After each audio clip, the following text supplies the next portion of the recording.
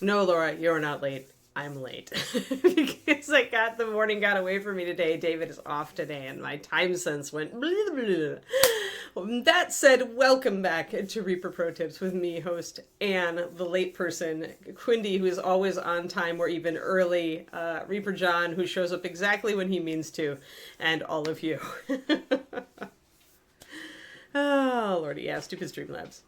But I was already running behind. I tap my phone while I'm eating breakfast, like periodically to make sure that I'm like on time, and then I got distracted.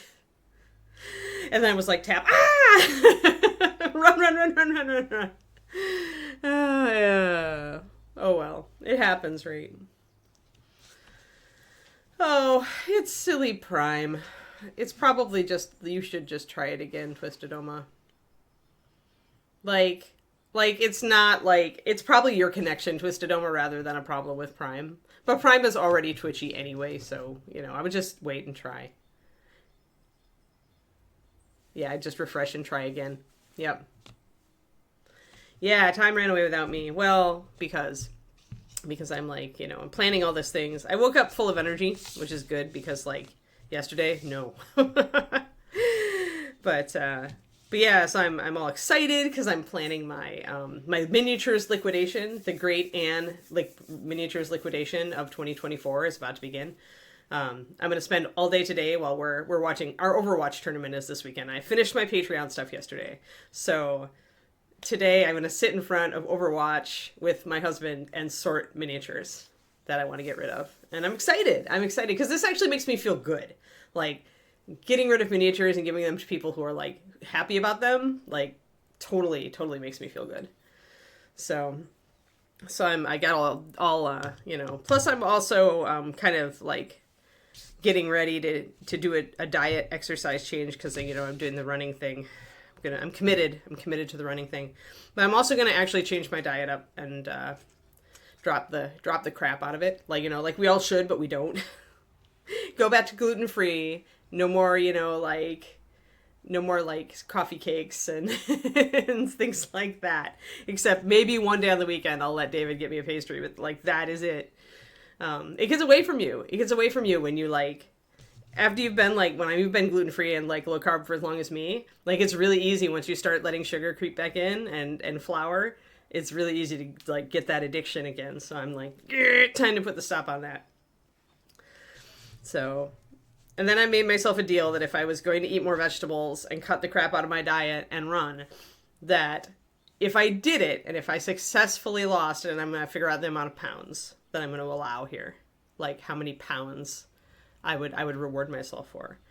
But if I think 140 pounds here, ending up at that weight, that would be a good 40-pound loss.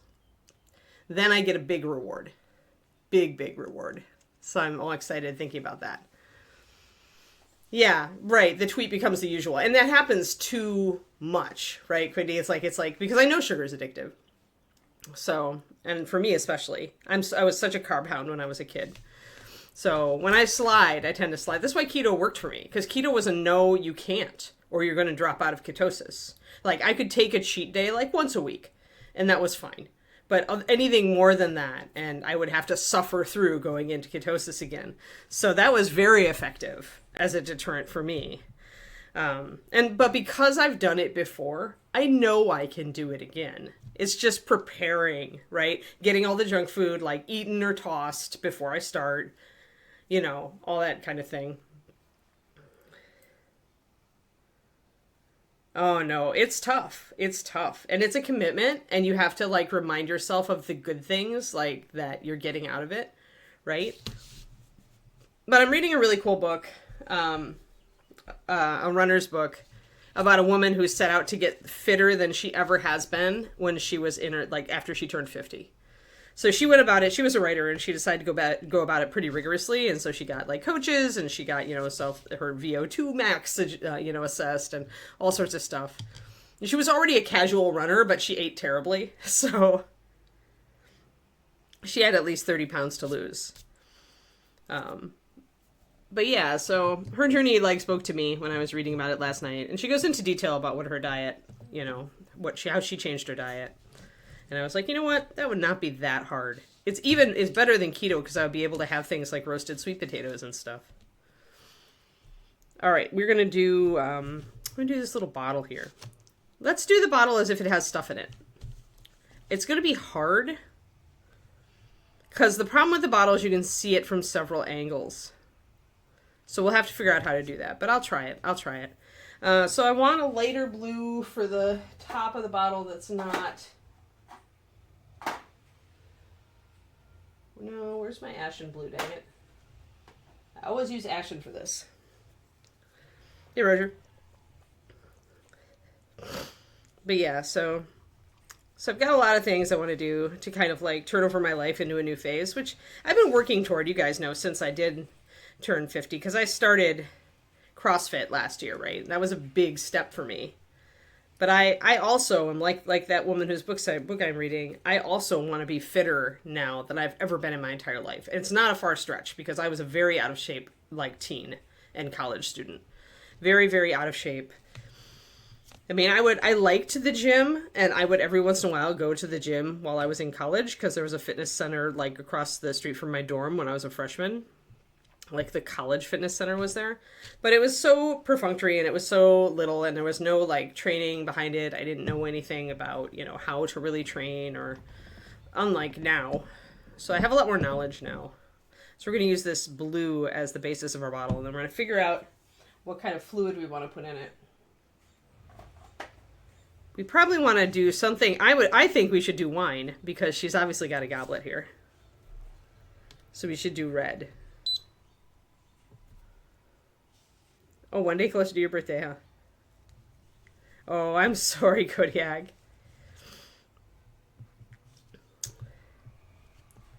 But yeah, I've also got my routine like pretty dialed in, and I live by my routine, which is good when you're trying to start a fitness and, you know, eating program. Is like if you already have a routine, then it's just like you figure out where you're going to make your little tweaks, and you just kind of work it into your routine so that it's effortless, or as effortless as it's going to get. But yeah, I don't know why this never, like, occurred to me when I was like, you know, everybody tells you to eat more vegetables. And immediately, when somebody says eat more vegetables, my mind goes to broccoli. It goes to eating raw vegetables, which I hate. But then last night when I was reading this book, I realized, wait, I could roast vegetables and keep them in the fridge and have them cold, which I love. Why did this never occur to me before? It's so stupid. Why did I not think of this before? Like... I love like roasted sweet potato and roasted fennel and roasted carrots and roasted, you know, all those things that I hate raw carrots. Like, can I even tell you how I hate raw carrots? But there's nothing that says I can't roast them and have them as a cold snack. It's like dumb, right? I mean, well, not for me because FODMAPs, but there's enough choices and I like all of them. Like, I can't touch eggplant, but I didn't like eggplant anyway.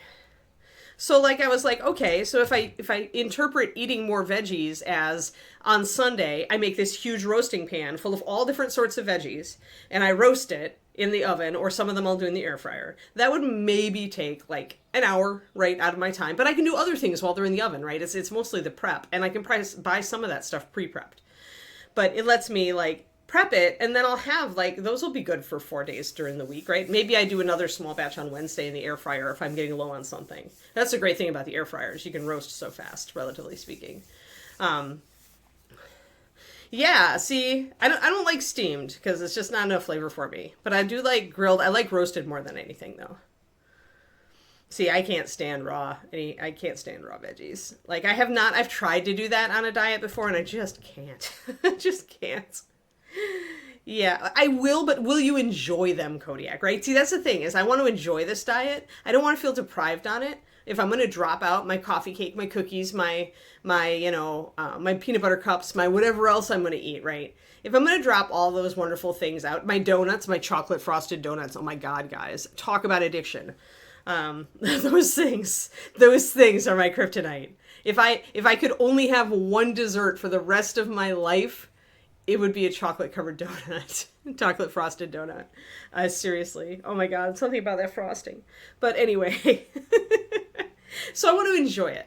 And The veggies that I love the most are roasted. So when I had this light bulb moment, I was just like, that's so dumb. And I could totally do that. I have the time on Sunday to prep. Like, I know I do, because Sunday's usually my lackadaisical day where I try to relax. But prepping, like, food, like slicing up food, is relaxing for me. So, yeah, so I had this light bulb boing moment. It was really pretty awesome. So I have hope now. Yeah, I'll still let myself have a donut on the weekend. But, like, I'll have a rest day for exercise where I don't have to exercise at all. 0. To let my body recover from all this stuff I'm going to be putting it through. And then, which I need anyway. And then I will have a treat day on the weekend, which works for me. And I'll just be good for the rest of the weekend. And then I'll know, okay, Saturday is treat day. We can have whatever we want. Doesn't matter. Eat it. But the rest of the week, we're good. Treat days work for me. They don't work for some people. I know some people, like, food is really an addiction, and if you've got that addiction kind of mindset around it, then treat days sometimes don't work. Those types, a lot of those people have to go all or nothing. But luckily, treat days always worked for me. So, but yeah, it's a specific kind of donut though. Like the Boston cream is the epitome of donut for me, because it has the chocolate frosted donut thing, but also the custard.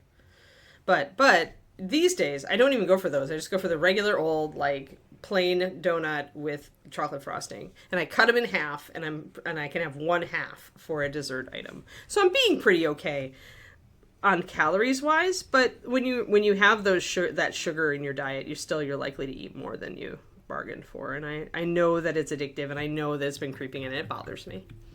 So that wouldn't bother somebody. This is not for everybody, but this is what I'm like, kind of like, all right, it's time. It's time, because I'm doing all this work with CrossFit, right? A lot of work. And I want to see more results.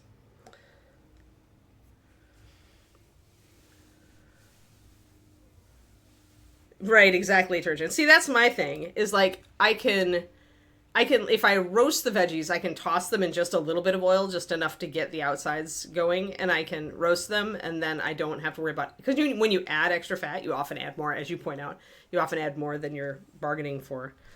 I'm not a steamed veggies person, though. Oh, lots of experimentation and tons of dieting over the years have taught me very much what I like and what I don't like, and I think that's half the battle with weight loss, right, and with managing your weight, is first learn what you like and what you don't like, and then try to find, like, your healthiest option that will let you eat well, but not, like, totally trigger all of your, like, snacking and overeating sugar impulses. But having gone 0 sugar before on keto, or very, very close to it, I know I can do this. That's the thing. That I proved to myself for 2.5 years that I could live without sugar. So, and be pretty happy without sugar. So for this diet, I'll be cutting out as much of it. I don't want to go into ketosis, so I'm keeping some carbs, like I'm keeping sweet potatoes, I'm keeping, my morning oatmeal stays. It'll be the only grain in the diet. Isn't Mrs. Dash pretty heavily salt, though, isn't it? A lot of sodium, so you gotta keep an eye on that. I don't remember. Some of those seasoning mixes are pretty heavy salt. But I don't remember, because I haven't ever used Mrs. Dash. I just always, like, figure out a spice mix. Because I taught myself to cook. Alright. Let's get this bottle blocked in. So we'll make it as if it's a glass carafe. I like to use, like, a light muted blue if I'm going to do glass, clear glass. Oh, they're salt-free Mrs. Dash versions. Nice. But yeah, I find that steamed vegetables just don't have the flavor for me. I love roasted or sautéed. Both of which allow me to control the amount of oil, so.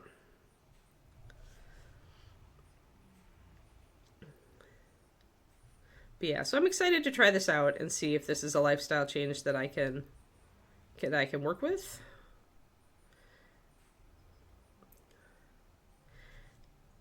Because fighting the postmenopausal female, plus just females tend to be very efficient with their metabolisms, and it makes it a little harder for us to lose weight. It's like, I want to get to the point where I can see results. really see results.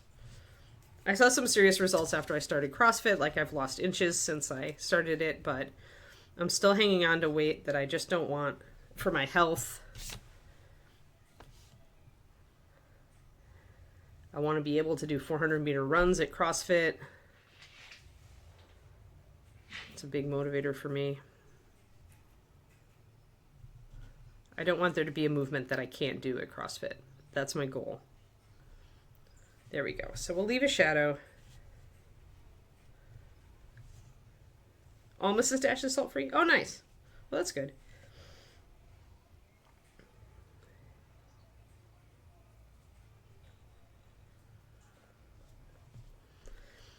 Yeah, that's a good... If you like steamed veggies, that's a good tactic, Twisted Oma. David thought he hated broccoli until I sautéed broccoli for him, and now he's like, "Will you make broccoli tonight?" So sometimes it's how you cook it. How you cook some vegetables makes all the difference. Although raw broccoli is one of the only raw veggies I will eat. It's like raw broccoli and raw red bell pepper are the only two raw veggies I have any interest in whatsoever. Raw carrots are gross. I don't care what you say. We all have our quirks, right? We all have our quirks. I want to line around the little cork here at the top, so I get my liner out.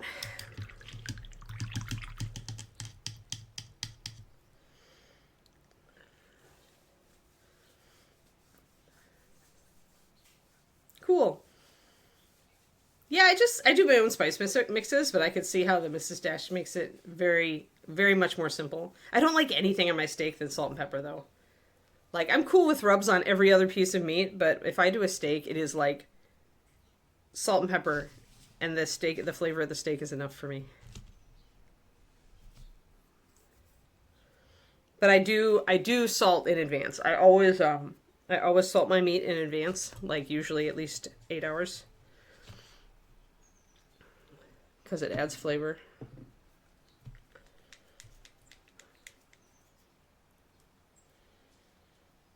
Yeah, I don't bother with anything. It's not a good cut. It's not worth it, Laura.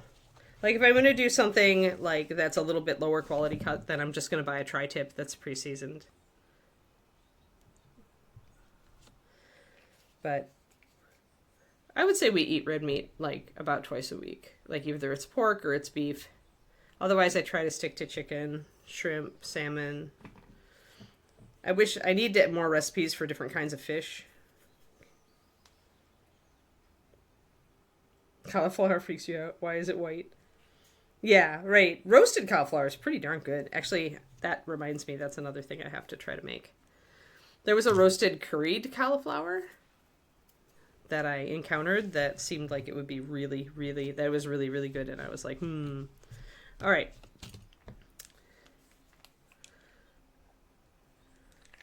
But I'm gonna try to start somewhat conservatively in my great vegetable experiment. I know I could go crazy and buy all the things, but I need to keep it under control.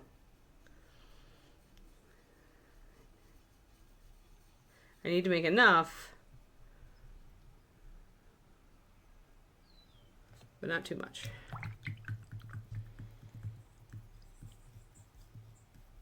Yeah, yep. Yeah, curried cauliflower, pretty darn tasty. I am just brutalizing my brush. My poor brush. I think it needs a cleaning, actually. We're gonna stop for a second and clean my poor Da Vinci. You can see the paint there.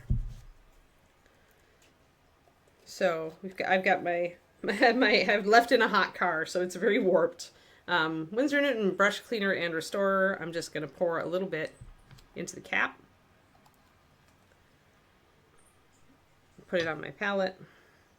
Don't let it ever get on anything that you don't want to be like like your ferrule of your brush or anything like that. It will totally. I'm gonna put it. I have to find a safe place for the bottle. There, stay. This is good. Then I'm gonna dip my brush in it. I usually roll it back and forth, just a little bit. Roll it gently. That helps to get the brush cleaner. You can see it coming out of that. Get a paper towel or Kleenex or whatever you want to use. Here I've just got Kleenex. I'm going to double and triple it up. And then we're going to just roll that gently back and forth. And you're going to see some of that paint coming out of there.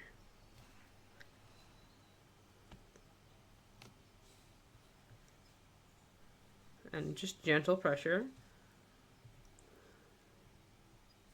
There, just roll it. And that just helps to work out those little bits of paint.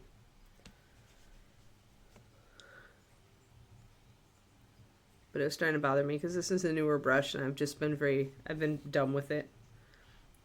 Using it, sometimes I get distracted and use it for mixing and stuff, and then it gets all sad. And after I do this, I'll want to condition it because this stuff it's non-toxic, but it is going to strip like the moisture. It's going to dry out the hairs a little bit. So I usually condition afterwards. So I'll use it today. Yeah, see those black spots that are coming out? So you can see that it takes a little while to work the worst of it out.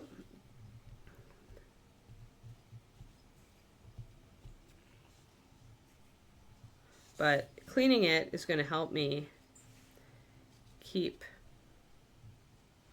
help it keep a good shape.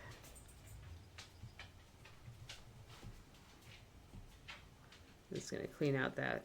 And it's going to help its lifespan.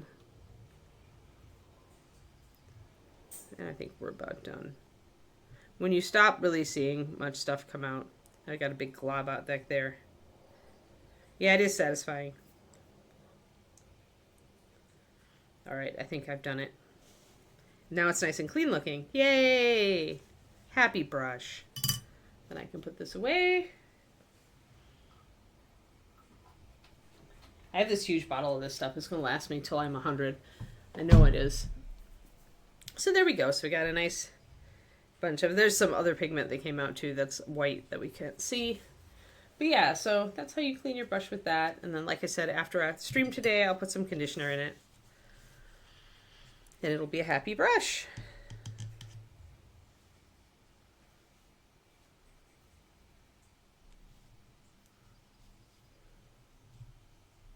There's lots of rosemary in our neighborhood. It's one of the shrubs that people like to plant. I don't think it's too much of a water hog. I think that's why they like it around here.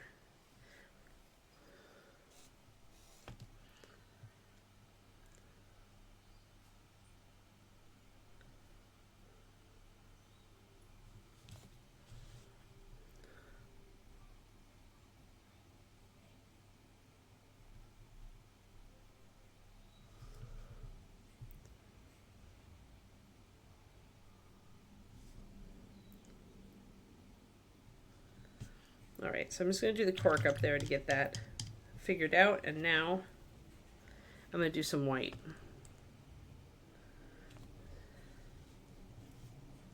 So since it's kind of a bulb, but this part is a cylinder, I'm going to do white and white. I probably won't do a highlight on the back because it's really, the back of her is kind of in shadow. The problem with doing glass is trying to make it like work visually. Because usually you have this kind of outer rim of glass, right? So here we're going to put a highlight down the side here. And I'll probably broaden it out a bit. Do a little bit of blending to work it in. I'm going to want it to be rounded.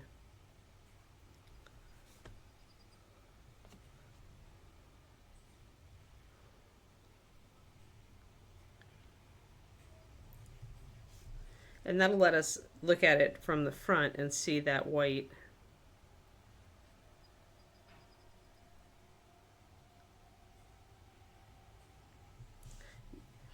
David is firmly entrenched in Diablo this season. He started a new character yesterday. A mage this time. He killed Uber Lilith last night. 100 level Lilith. Finally, which he has tried for the past several seasons and never managed to do.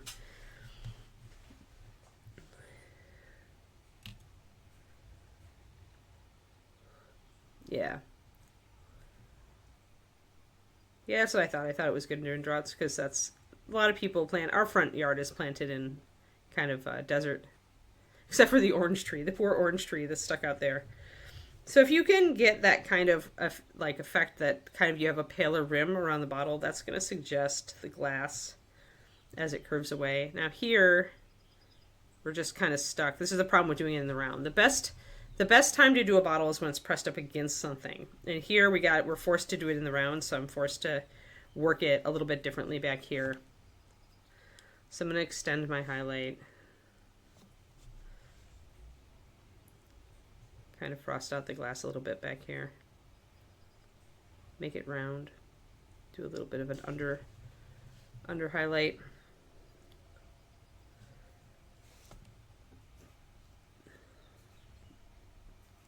But yeah, so I'm looking forward. I'm actually excited to go to my little local grocery store that I love so much and pick up some roasting veggies later, maybe later today.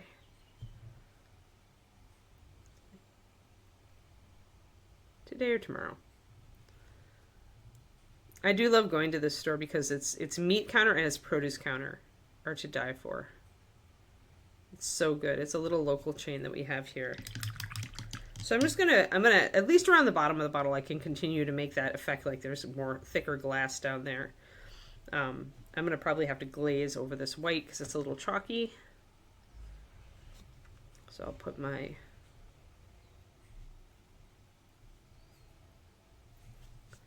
Ashen Blue over it. Still got that kind of pale effect. I'll put some spot white highlights on here later too, but not quite yet. I want my red violet for the wine.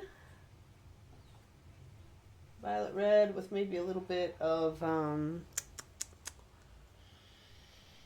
where did I put my succubus kiss? Did it fall on the floor? Or do I have it here? I could use Kalian wine. It actually has like the right color.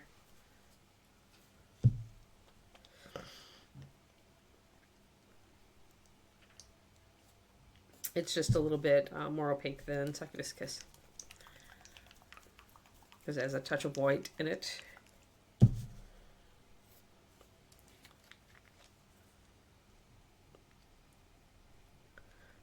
So last night was the official, real last night for CrossFit for my French friend, Stephanie, who's going away back to France with her family. But she said the funniest thing. We were talking about food, and we were talking about piazzas, and she was like, the way that your stores wrap up food in this country is like it's for the cat. And I was like, what?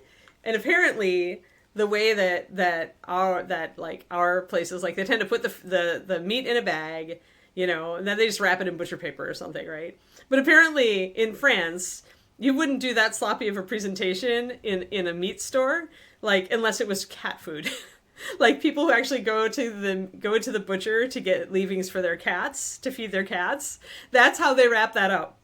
And apparently if you go to the butcher in France, you get your meat wrapped up beautifully, like it is a special package that you take home to make your dinner with. And so I told her, we started a chat for our class in WhatsApp, and I'm like, you have to send me a picture of how your butcher wraps up your meat in France, because now I want to see. But it's like it's for the cat. It was just so funny. So now every time I get a nice piece of meat from Piazza's, I'm going to be like it's for the cat. Cultural things are funny. But now I'm really curious. Now I want to see how beautifully the French butchers wrap up the meat.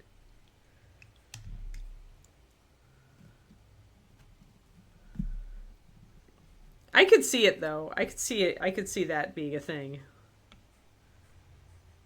So I'm gonna use some Kalian wine and some. I'm gonna add a little bit of white to my violet red. Here we go.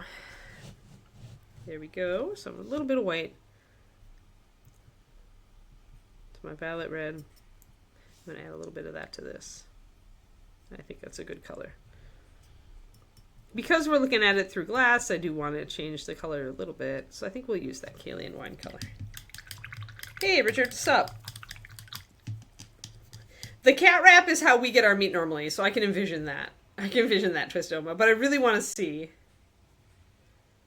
Yes, the planets are aligned, Theresith. The planets are aligned.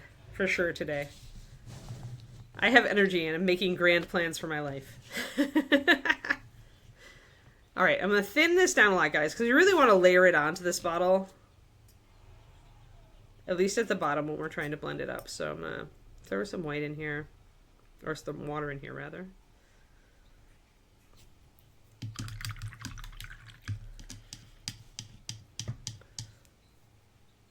And a bits cheer. Thank you for the bits, Sarah. We appreciate it. The Reaper stream funding department, which keeps us on the air, totally appreciates your cheer. So I always tell people that their subs actually matter. If they sub to me on here, I always used to say a sub for the show is a vote for the show. But yeah, I mean, subs really matter to us, even though Reaper is a big company, because Dave's always watching to make sure that, you know, I mean, we have to pay for ourselves pretty much, right? I mean, it's great to have the information out here, but it's also great. We'll say that Sophie's drunk about half of her wine carafe here. Oh, geez, Richard.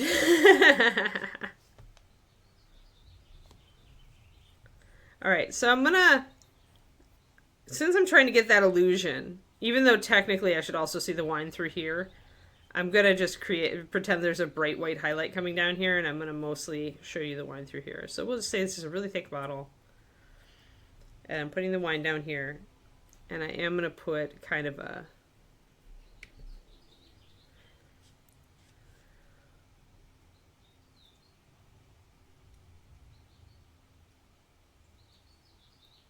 demarcation line.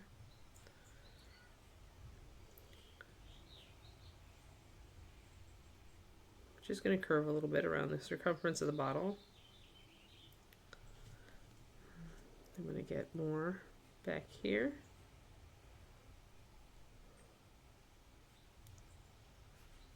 And here we're just going to fade this in.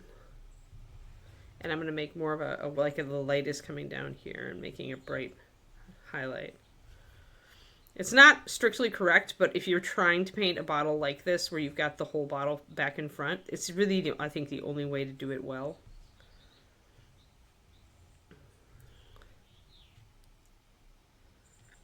To make it look like that from the viewing angles. Commotion heavy day. I planned for today to be a kind of a get little things done day, like the whole sorting my miniatures and stuff.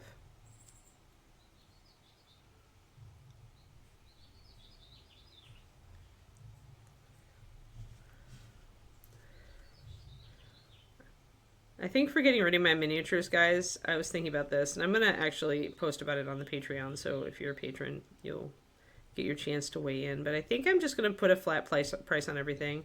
I don't really feel like running auctions or anything. I just want to put the models up, you know, say message me if you want it, and the first come first serve gets it.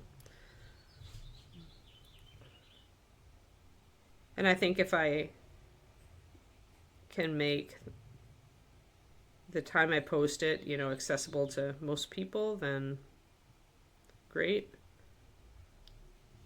If anybody who's in a time zone that totally is away from what we are doing wants to get in on it, then probably the best bet is to get a friend who's in a better time zone to help you out.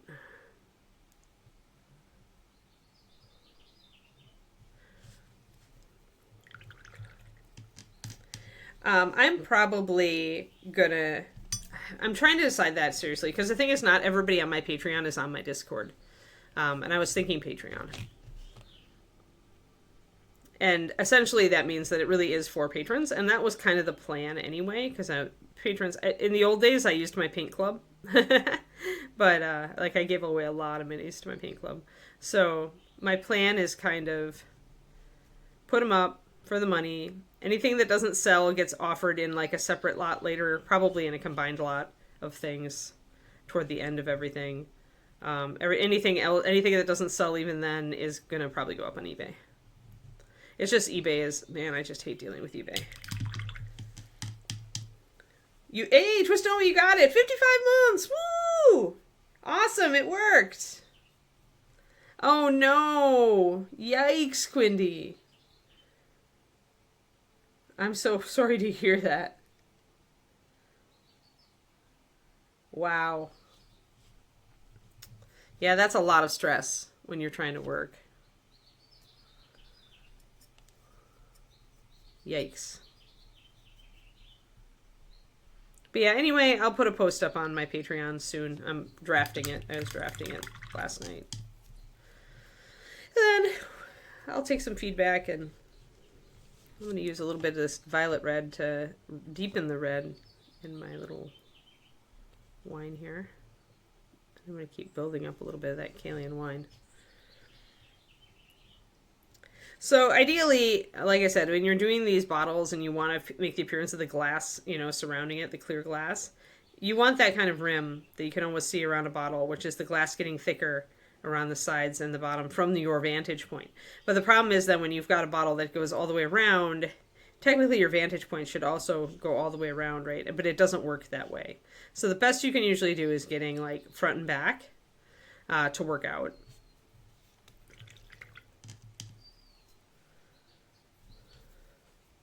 Oh, yikes, yeah. No, thank you. Eek, Quindy, eek. Just saying it, eek. Let's bring in some white. Gonna put another highlight here. So the best we can do is just kind of like, I hate to say it, but half-ass this, because the bottle goes all the way around, and there's more than one viewing angle, so you can't win. So yeah, when you actually want to do this, you typically want to do it.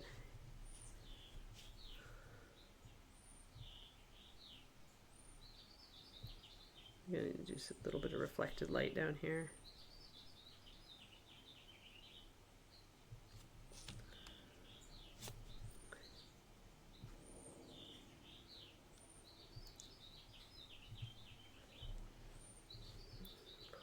But it'll be okay.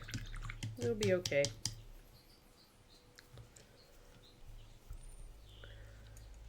Yeah, I was gonna say you work for a company at least that can fix all that stuff, right? You've got your company is full of people, yes, to fix that stuff.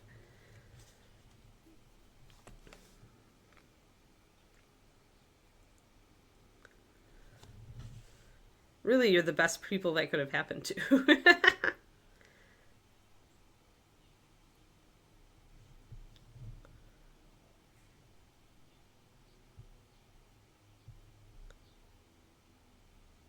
I think I'm just going to take the entire upper.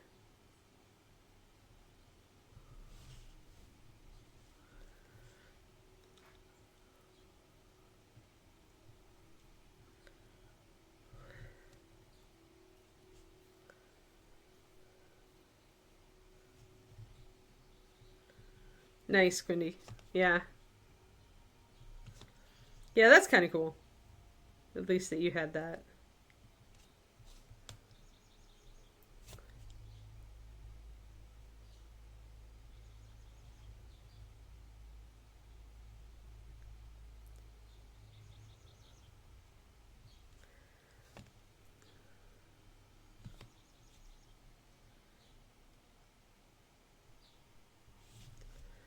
Alright, so that's not bad. It could be better, but you know what?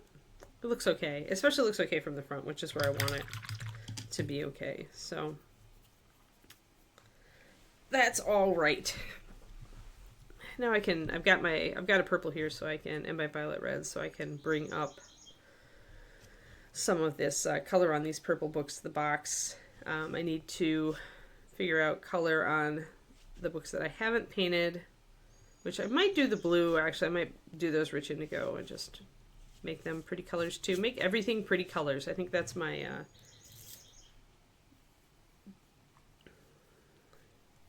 oh yeah, I bet you're hypersensitive about mold. Yeah, with such a humid environment. And mold can be so bad for you, depending on the kind. So I'm lightening up my Kalian wine just a little bit to bring up some highlights on my purple.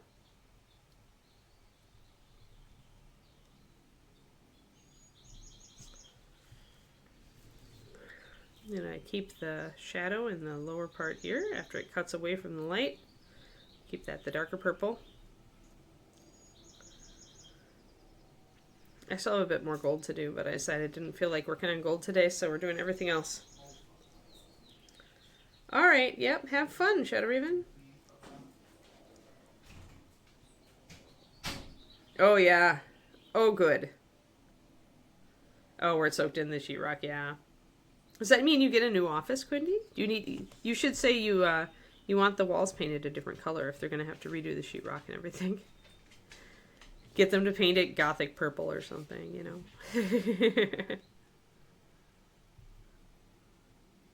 That was the great thing about having an office in the paint department when they redid my office, you know, to give me an office in the paint department, was that I got to choose the wall coloring.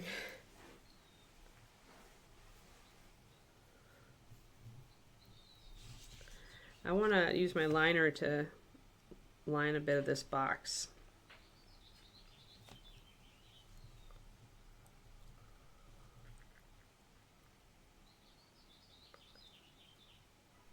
Oh, I keep getting, my camera needs to be closer to me. Pardon me while I shift this, guys.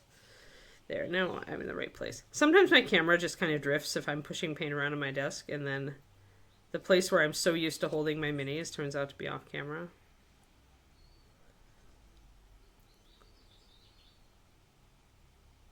So I'm just lining around these little things here on the box. And I'll do a little bit of a shadow.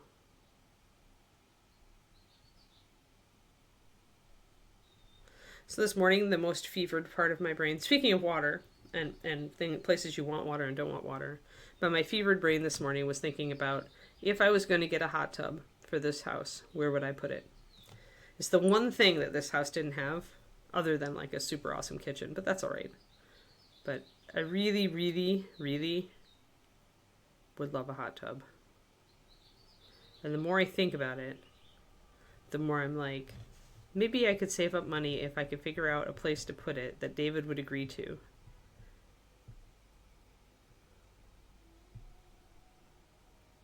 Because I would really love one. I used to use the one in our apartment complex all the time. Your Sophie's Revenge ship could have set sail. That would have been fun. So this is a shadowed side here, so we want to keep it a little darker.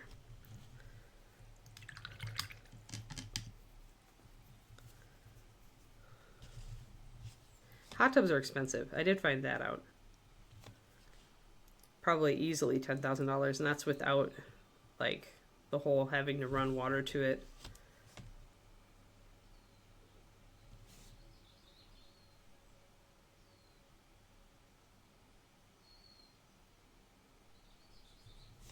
Just changing the color of the wine in my glass to be more like the wine in the bottle here. So again, we're using Pathfinder Kalian wine and violet red for that. Violet red being the red that we were using through a lot of this. And the Kalian wine is very close to the purple that we got by mixing the violet red and the rich indigo.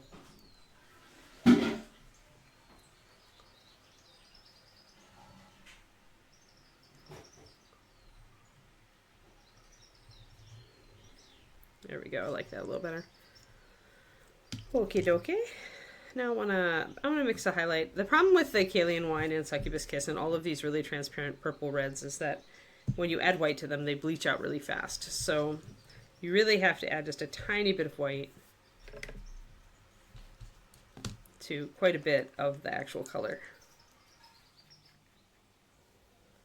I'm definitely a hot tub person. Pools are nice and all, but I'm not a big swimmer. I've never been a very good one. But I love hot tubs, especially with all like the weight training and stuff and that I do. Like just getting the soreness out would be so nice.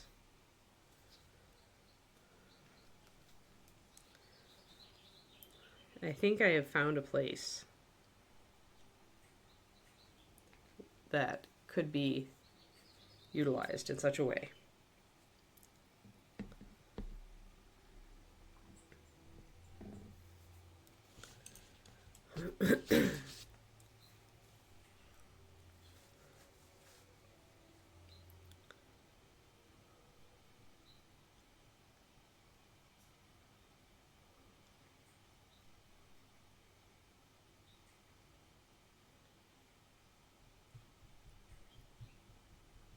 All right, so you see that drop of white really bleached out that Chilean wine a lot. So let's just try to put a little bit back in there.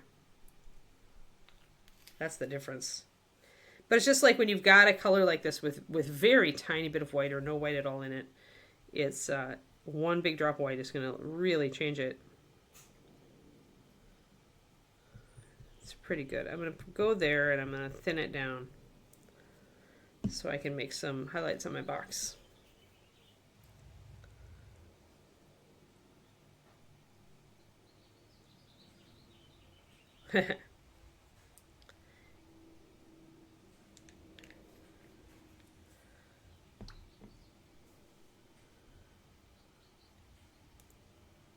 Sounds like you'd be better off with just a pool twisted oma.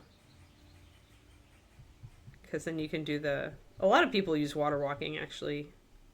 Just get in and make your arms and legs do the same motions that you would do with walking. A lot of runners use it for conditioning. So it's a good exercise thing apparently. Not my cup of tea, but I don't think you'd need a hot tub. See, and I would do it because I want one so badly.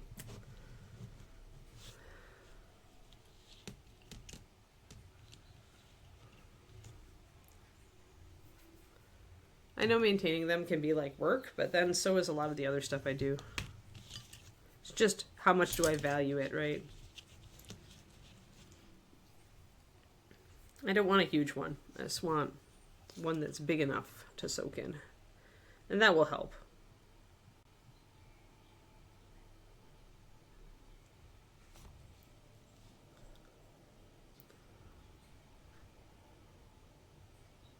There were houses that we looked at when we were house hunting that had hot tubs.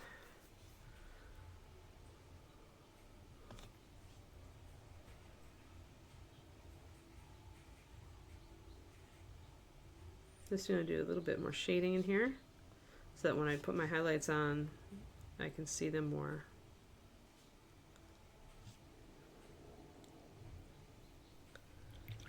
Right. Yeah, well, that's your personality. For sure, Laura. Well, I tend to do the same thing, though, but then lately I've just been backing off of stuff that kind of paring down my life to things that matter to me.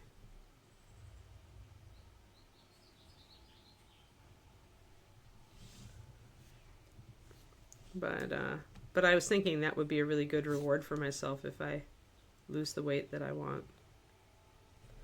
Because if I do all that work and all that exercise, I deserve something amazing. And that would qualify.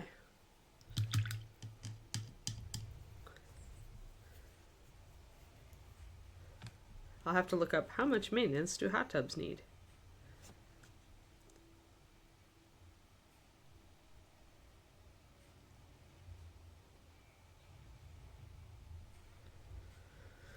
Because, you know, if it's a monthly thing, I can do that. That's okay.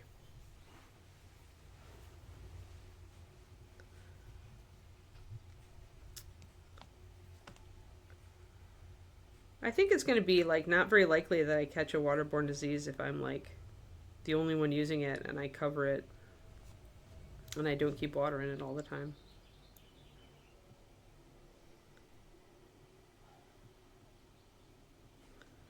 Pretty sure I'll be okay, Richard. I did manage to like use the hot tub at our apartment complex. If anything's going to have a bunch of crap in it, it's that.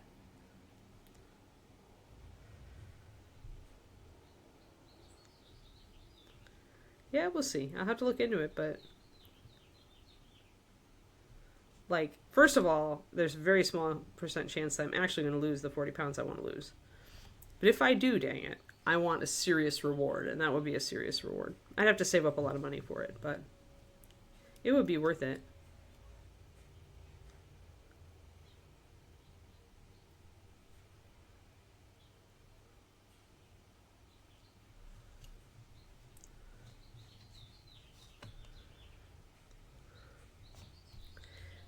Bridget, Kiki's mom, she put one in and has never regretted it. Although she's a crazy person. She goes out in the winter when she's getting up, like right before the sunrise, and gets in her hot tub in the middle of winter.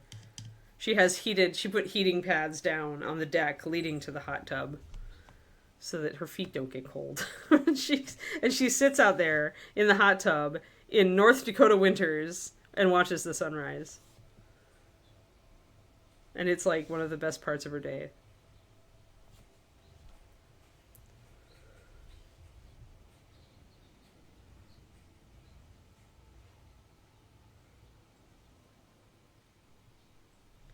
Yeah, yeah.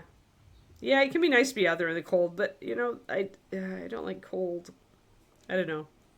Maybe I would be tempted to be out there in the cold if I had one. I have no idea. David likes someone in cold weather. That's the thing that makes him like maybe he'll get on board with this idea. Because he does like them. Like when it's cold out, he actually does like hot tubs. He used to go in with me at the apartment every once in a while, but he wasn't as religious a user of it as I was. Right, see? There's a lot of really cool times to use the hot tub.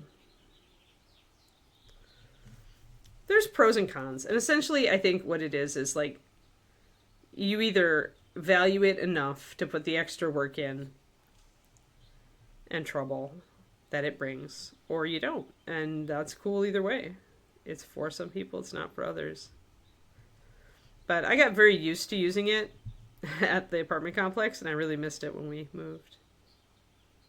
Because whenever I was sore or my back was having issues, I would just go and soak, and it was so nice.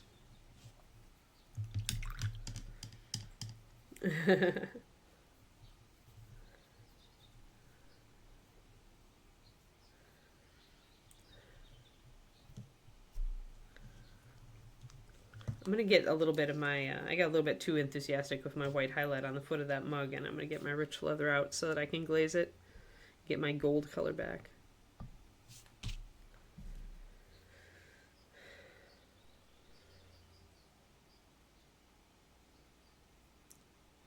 Yeah. Oh well. This is my dream. We'll see if we can make it a reality.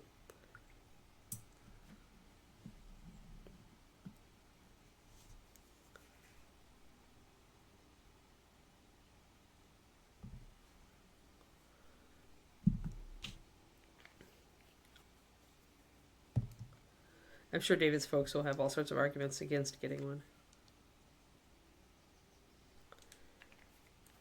But I don't care.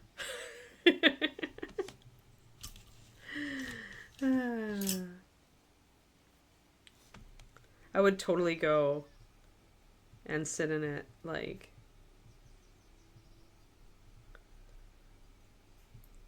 after I've cooled down from my workouts, I would get all warm again going in the hot tub.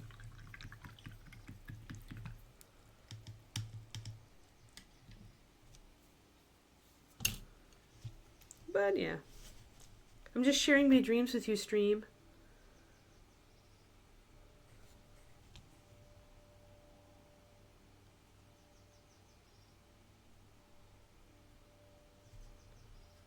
Mostly I was just trying to come up with some exorbitant thing that I could reward myself with if I lost the weight so that I can use it as a motivation. Okay, so there we go. We're a little bit better. I want to bring a little highlight. No, I'm not a sauna fan. See, I'm not a fan of that twist dome. It actually, like, really disrupts it for me. I don't like it at all. I've done it on vacations where you had a pool and a hot tub and a sauna. So I have tried it, but I don't like it. Like, I either want to be warm or I want to be cool. I don't like to shock myself like that. There we go. Much better. But this is just like everybody's got a different like little thing that they really like, right?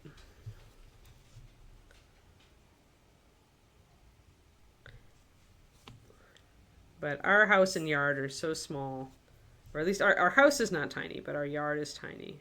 Our outdoor area is very limited.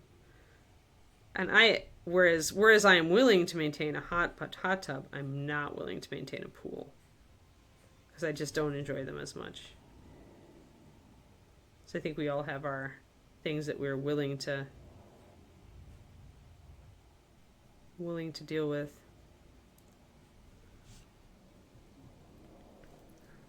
Just accentuating my white highlights there on that cylinder. You guys are very, very much overestimating the size of my yard. It's barely big enough to throw frisbees for Kiki. And she would not give up any of it for her frisbee time. I'm going to go and get this back side of this goblet highlighted.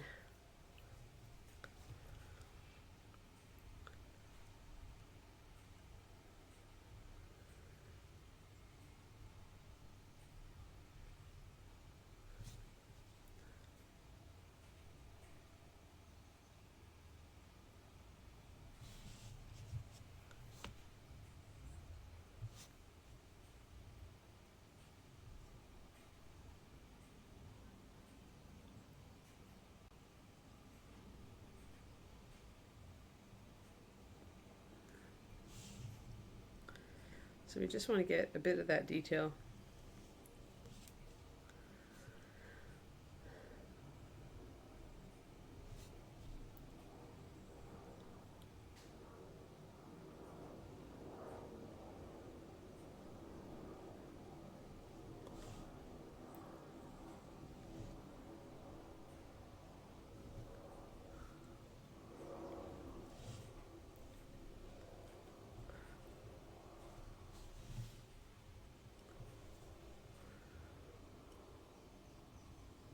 I'm going to have to shove this around, actually. It's just too dark back here, which is what I thought in the beginning, but I'm going to glaze it a little bit, and I'm going to do more of a highlight here. Yeah, I'll drag the highlight around more to this side.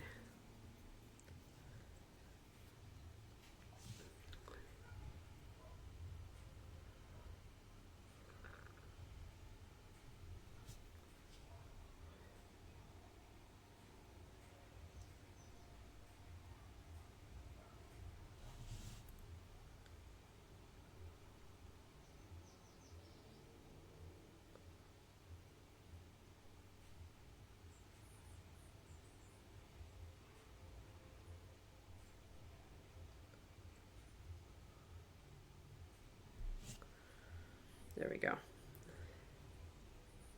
That's better. Yeah, shiny. Good.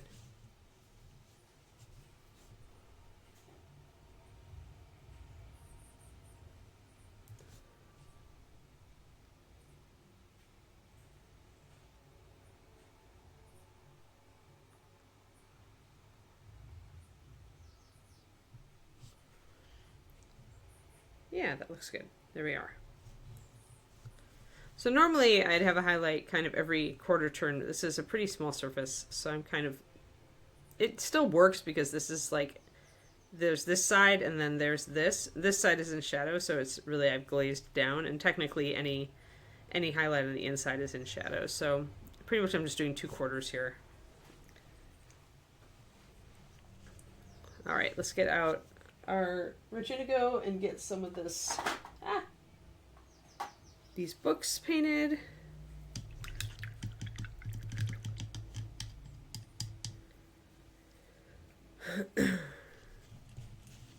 And I want to highlight this little red book too. Technically there's like little bits of detailing here that I could either do as embossing or like gold, I think. Maybe we'll do them gold and then we'll do the blue book.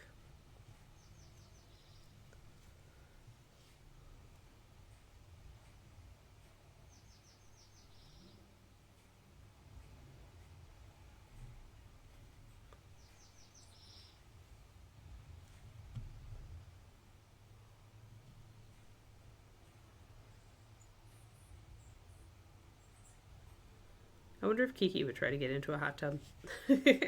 She like jumps into the bathtub when there's a bath. I suspect the hot tub would be too hot for her.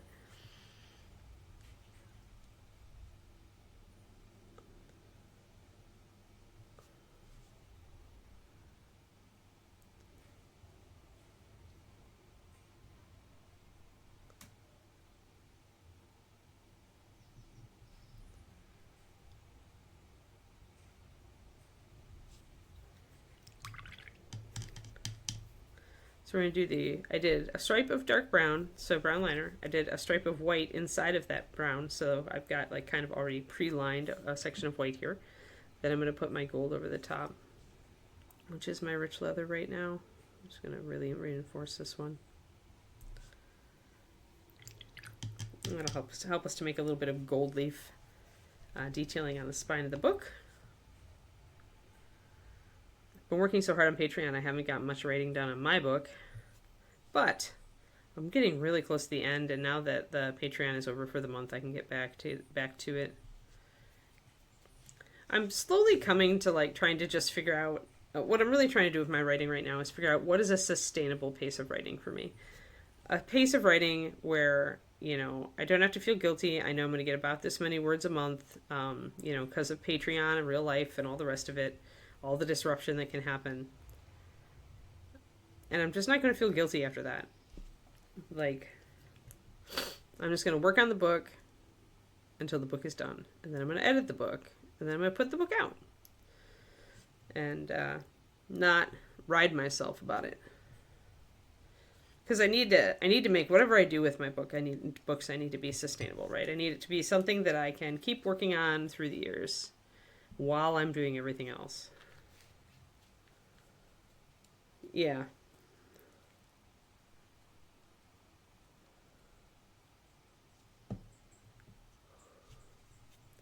You can still use a hot tub in the winter, early spring, late fall in Texas. But yeah, it's really not as awesome. I get it, Twisted Oma.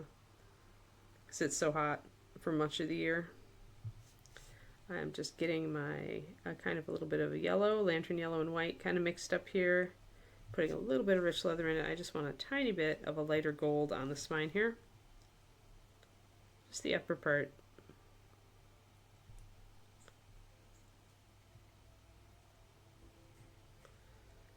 There.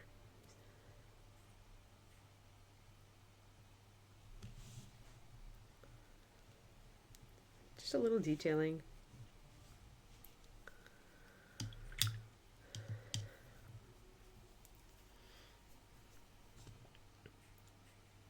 But yeah, so far it seems like my typical writing speed, at least on this book, has been between 15 and 20,000 words a month.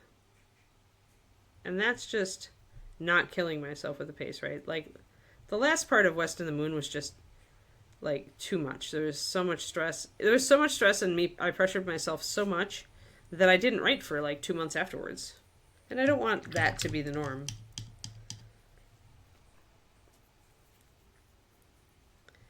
Well, if you get a big bathtub, it's about the same, Twisted Oma. You could do it in there. Our tubs are all just pretty small. They're the original tubs that came with this house when it was built in the 50s or 60s. I guess 53 is when this house.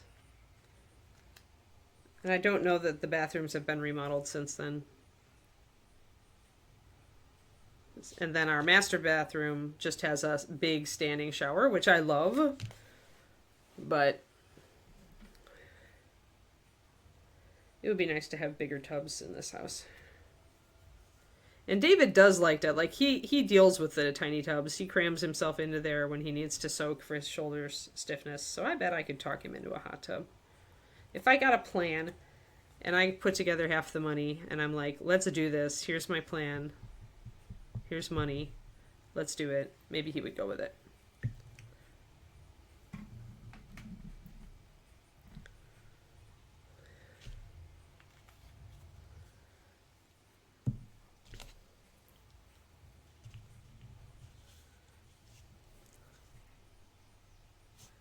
Because with all the computer work he does, he definitely gets really, really stiff shoulders, and he does like to soak to help that.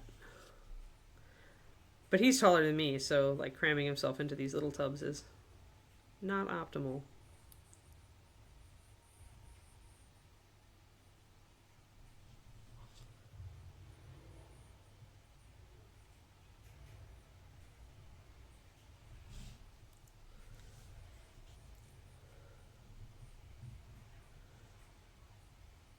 Oh, really? Seriously? Maybe I'll look at it.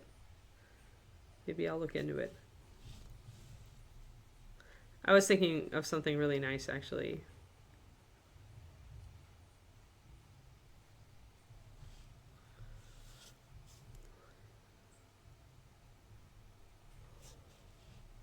Something that would actually add to the value of the house.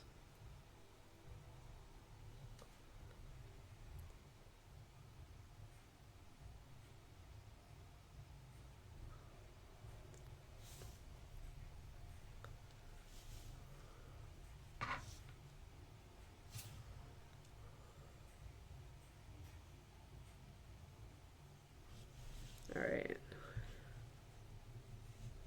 To get the covers in text. Let me write it down. Thanks, seriously.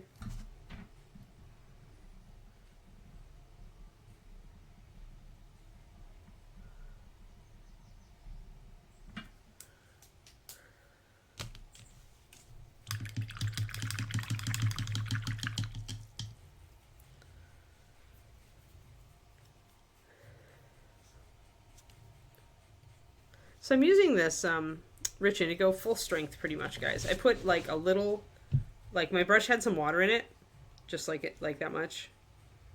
But because Rich Indigo is really, really translucent, because the pigments that go into it are really transparent, you should keep it a little thicker if you're base coating with it. The way to get around that if you're working on a bigger model is to use an airbrush.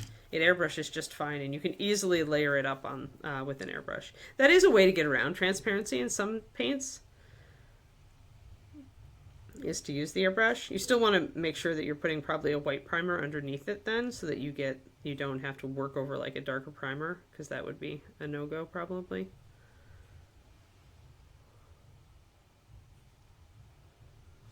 All right, blue book. Yay, blue book. And then we'll make this little guy down in the bottom blue as well.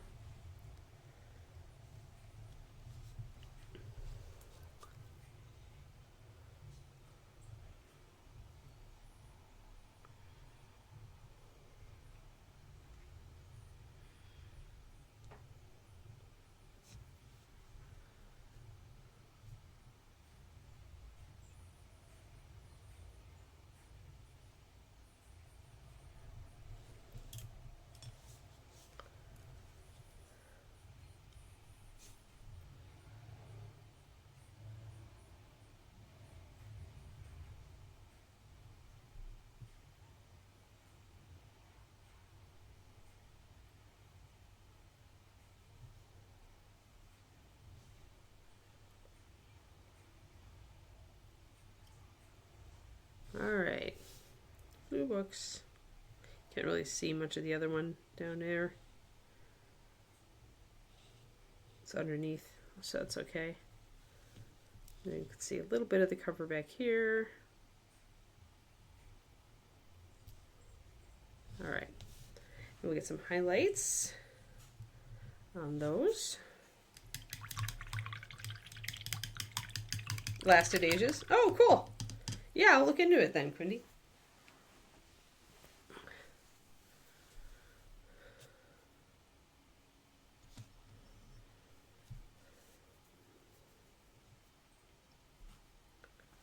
I dropped a little bit of brush cleaner on the side of my palette. I need to clean that off. Although it totally took a bunch of stuff off my palette. That's funny. Maybe I should brush clean my whole palette. Oh yeah, I totally cleaned it up. Oh, this is funny. I need to share. So I accidentally dripped some on the side of my palette. And normally my palette looks like this. And where the stuff dripped, there it is. It's perfectly clean.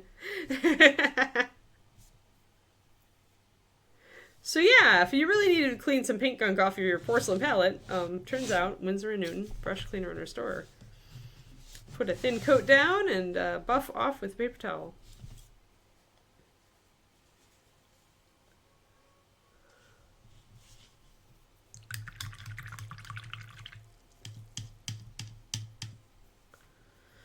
Alright, I'm going to add some white to my indigo, and now I can actually use a little bit more paint, a little more water rather, to bring that together. And just like with the Kaolin wine, because the paint is so transparent and it has no white in it naturally, a little bit of white goes a very long way. It makes a beautiful color though, periwinkle. Yet another reason to own some rich indigo, so if you don't own this color, you should get it.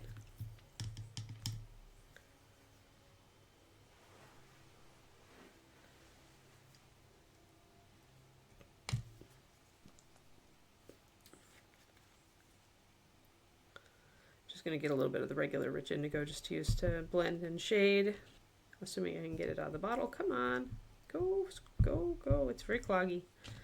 Very cloggy.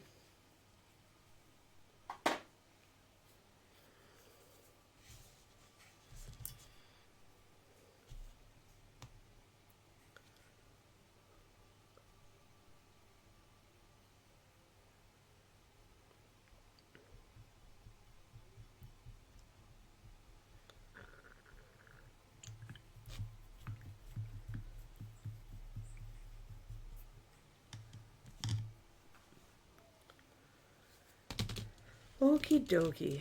Let's grab that brush and get some highlights put on these. Now there are also some little details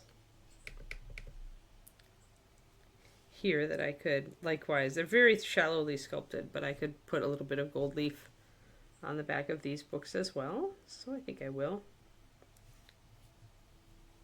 Because when you've got little piles of detail down here, like, it never hurts to add a little bit extra. So again, I'm going to use my brown liner to block in the entirety of that little detail. I've got some little ones down here.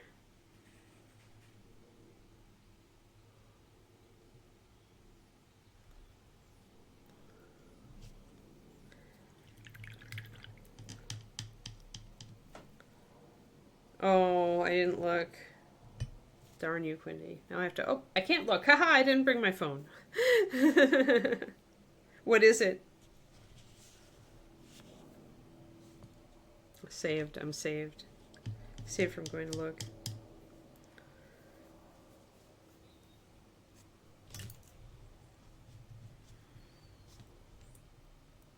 Describe it to me.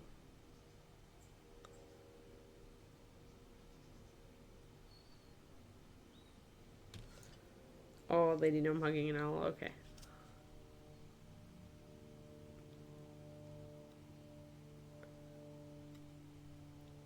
If it was a fox, I'd be sold.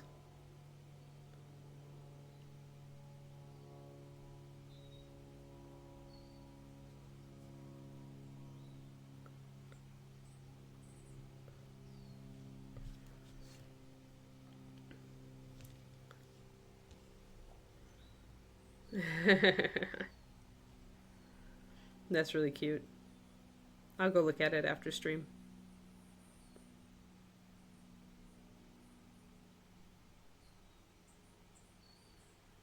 One of these years I'm going to have to learn to sculpt. See, this is why I need to live till I'm 100, guys. I'm the only one who's going to be like sculpting all the fox miniatures that I want. So I better like learn to sculpt, and if I'm going to learn to sculpt, I better live a long time, because there's so many things I want to learn in this world.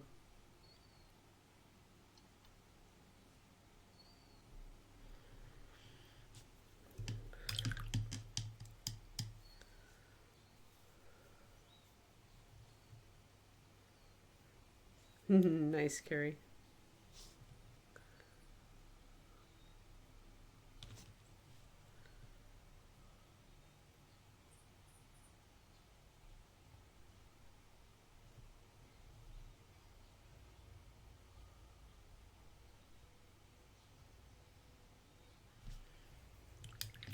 So first we do our rich leather over the top. Then we get our little bit of lantern yellow here. I gotta add some water to it and some white to keep it good. 1 second while I set that up. I'm just had a little bit on the top of my palette. So pretty much I just glooped it off and stuffed it into a well. I'm going to put extra water up here so this doesn't set. The more you can, if you're trying to keep paint from like just setting into a hard crust on your palette, like just dropping a big drop of water or a couple big drops of water into it is going to help, because the more you thin it, the more you disrupt those resins. So the easier it's going to be to just throw it in the sink and scrub it off with a white scrubby pad.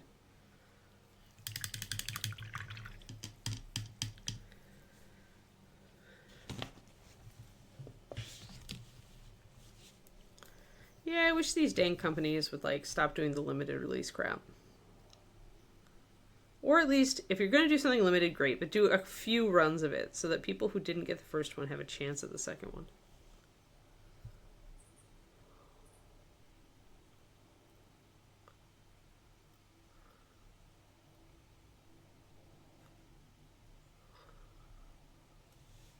So now I'm going over that rich leather with just a little bit of highlight on the top part you can see. And if you don't like that you can see that kind of transition area, then we can put a little bit of rich leather because it's transparent and just put it over the demarcation line between those and it'll help blend it in.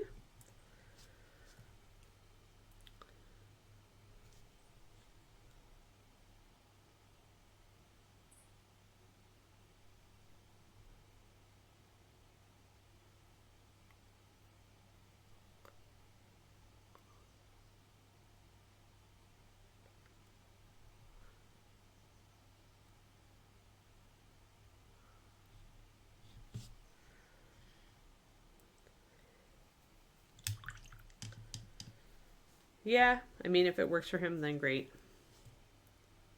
I mean, at least a couple of people are doing that, so apparently it works for them.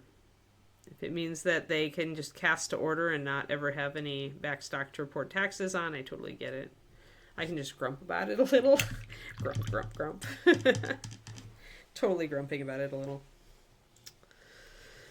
All right, I'm going to actually mix a shadow for these books. I want a little bit of brown liner and the rich indigo to make a dark indigo, grayish indigo, and I'm going to use that to shade the backs of these books. It's kind of a pretty cloudy dark indigo color there. I'm going to thin it down a bit.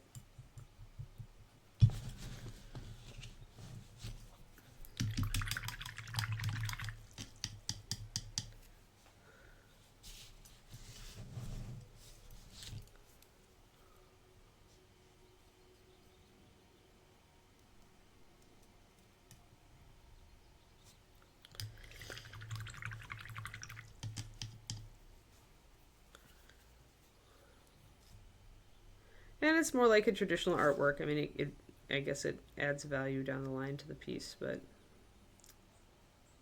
I can just grouse about it a bit. That's all. So I'm just trying to get a little tiny bit of shadow, just to give the book some dimension, so it's not as flat.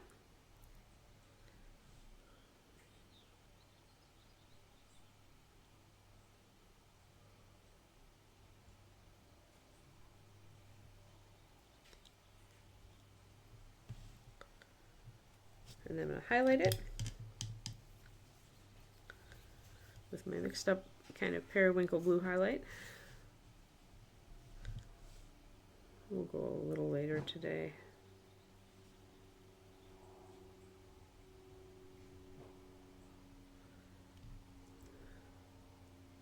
And we are grousing together. Grouse, grouse, grouse.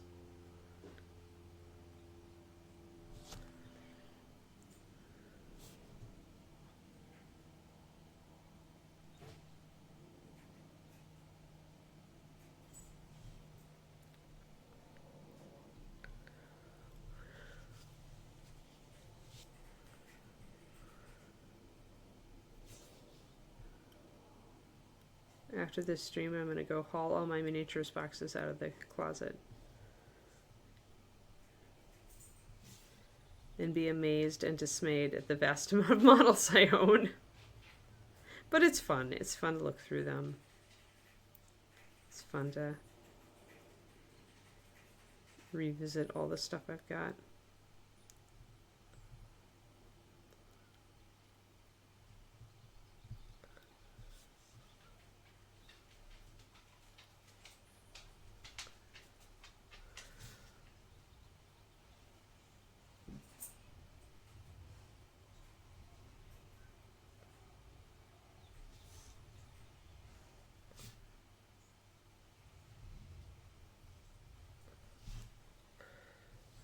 There we go, and those look nice now.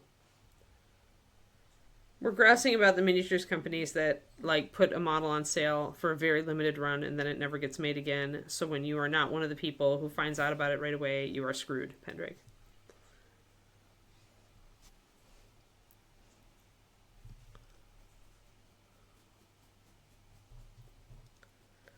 There we go.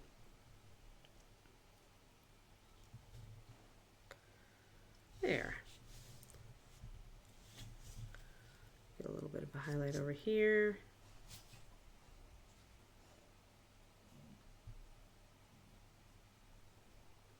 That's one thing I do like about the 3D print market. It's never a limited edition.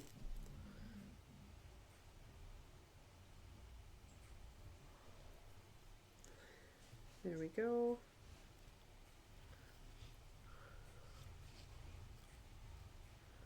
Now I want to highlight that red book.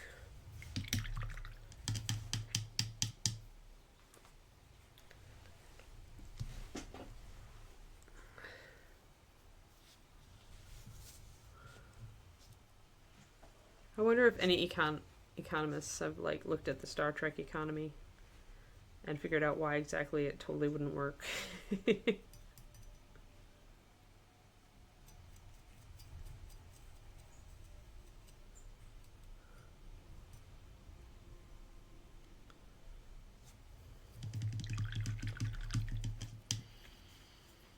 There's got to be some nerd out there, some Star Trek plus economics nerd who has assessed whether it would actually work.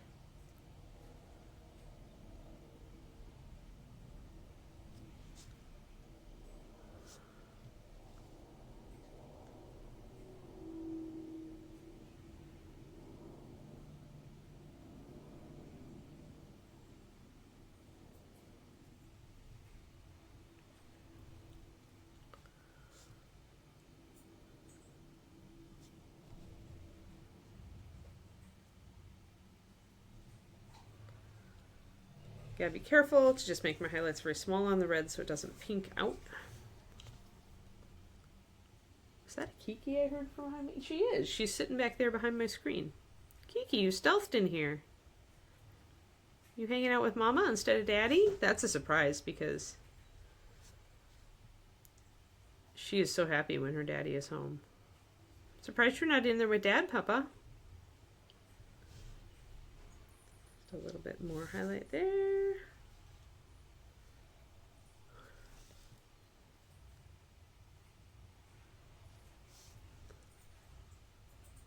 Hey Keeks, what you up to? What you up to, Keeks? Yeah, I just noticed you. Hey Bubba, what's up? Come here. Come here, Bubba. You can come up if you wanna. Yeah, I know. I got a little bit of my brush cleaner on my pants. I know it smells, huh? Wanna come up? Want to come up and get pettins? Yay, come on. Come on, Bubba Bubba. Yay! Kiki sighting. Good girl. Good girl, Keeks. Yay, good girl. Oh, you're such a good girl. She's like, I'm going to snoodle everything. I'm going to snoodle everything. You're going to put your snoot under the document camera? They're all going to get a big sighting of your snoot? Yeah? Is it true? Silly girl. Silly girl wants her walk. Yep, happy tail. Good girl. You're so funny. You're so funny. You're a good girl, though. Yeah, I'm gonna be done pretty soon, okay? I'll be done pretty soon. We won't keep people too long today. We've got our books looking pretty good. I need to do this side of this box a little bit better.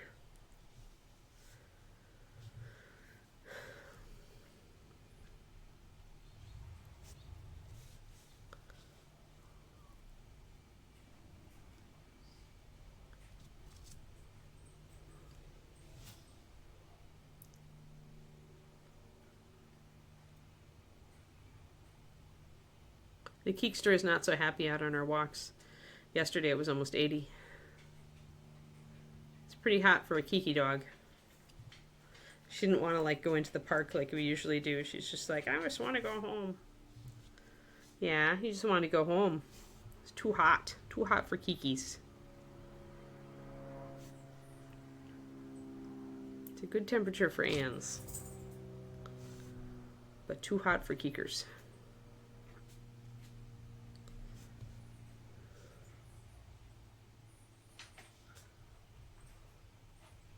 It's my favorite weather. Where I can go for a walk with no jacket. Kiki, no paw, no clawing. There we go. Just want a little bit of sharper edges on that purple box. This is very close to like a Purple Heart wood kind of color.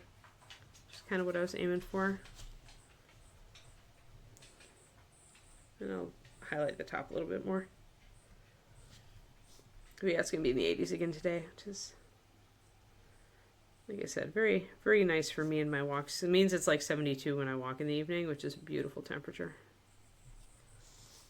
Soon to be running in the evening. Walk, running. Run, walk, run. Much more run. I'm curious to see how this will work.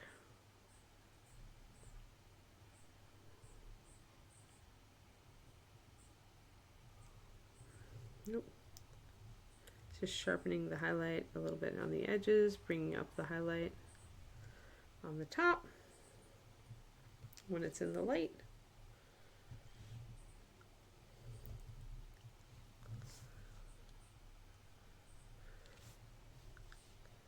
And I think we're about set. Just little bits. And this is another case where like that fine lines video I just put out on the Patreon is really useful. Everything I'm doing here on these little books, almost everything I'm doing is just like little fine lines, right? So it's a versatile brush stroke that does an awful lot of heavy lifting on miniatures.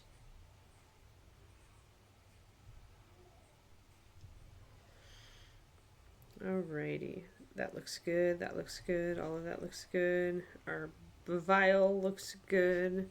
I still feel like the top of the wine glass is just too red, so I'm going to actually put some white over the top of that and put the purple over it.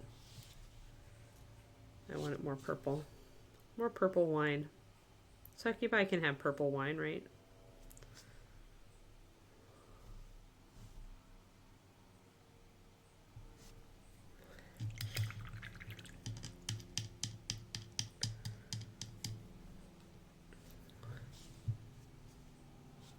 Alright, and then we're going to just re-highlight the edge of that glass and we'll call it for the day. Hope you guys have fun weekend stuff lined up.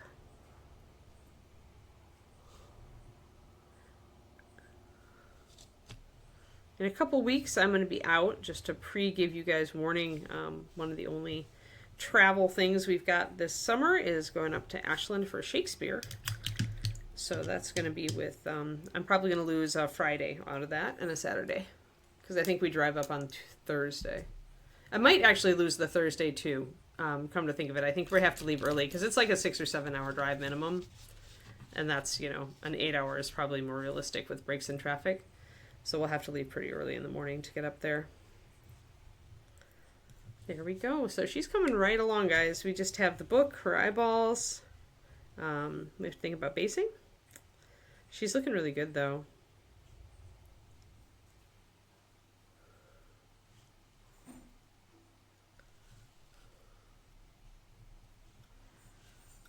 This is definitely not a model, like, it's not a backside model. Like, the best viewing angle of this model is inarguably the front. Like, there is really no other direction you want to look at it from, because the back is all wings.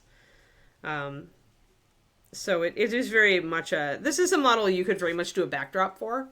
So that's something to think about when you have these models that don't have a lot of features on the back and that it's not a lot of excitement, but the front is really interesting. This is the kind of model that's perfect for a backdrop because you're not wasting any energy. Like, it's not like you're like cutting off like part of the model that's super interesting and when you put a backdrop on it. Because some models, the backside is interesting. You wouldn't want to do a backdrop. But here you could. You could do a little mini diorama with the painted backdrop behind her. And that would be like a way to get some light suggestion from this lantern and stuff like that. But yeah, all the action's on the front. Yep. Yeah, I think I would actually do more like a Gothic library, like maybe with one bookcase, but with like a arched window or something above it if I was doing it. I don't know that I will, because I don't know that I have that much emotional investment in this model. But we'll think about it. We've never done that on stream before. And this would be a great one to do it on. So we'll think about it. It's a bit of a pain. Like, I'll have to figure out the base, how to do the base, how to set it up. And I'll probably need to either bury this or saw it off, because this base is very annoying. I would probably have to redo. I probably would cut the base straight down, and then I would make like a cosplay base that I could just drop this into and green stuff it closed. I wouldn't want to do a lot of freehand painting on the stream, so I'd want to keep it pretty simple in the backdrop.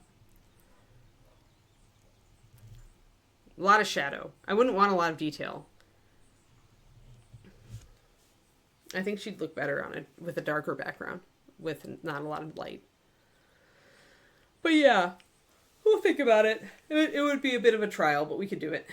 So we'll think. But yeah, backdrop painting would be different. Yeah, it would be definitely be something that we haven't ever done before. So I'd have to think about it. But it's potential. I've done pieces with backdrops before, just a long time ago. I did one for, oh gosh, when we were doing those Sophie auctions back in the day to fund ReaperCon. Probably my favorite one. I wish I had a picture of that model. All right, so yes, I'm going to take tomorrow off, guys. I've been streaming a lot on Saturday lately. I want to just have kind of a weekend to kind of set up some stuff for my lifestyle change, shift things, and get these miniatures sorted and everything. So I'm going to say that I'm going to be a slacker and not stream on my personal stream tomorrow. But I will be back the following weekend. And yeah, it's all cool. Thanks very much for showing up on Monday. To reward you all for being loyal viewers, we have Rask, whose fur is getting there. It's pretty much set, I think. So now it's time for me to commit. Oh no. Actually commit to a color scheme. Oh no. Must I? Thanks, everybody. Oh, no. Yeah, no idea. John may be recovering. So yeah, thank you all. And I will see you later. Have a great one.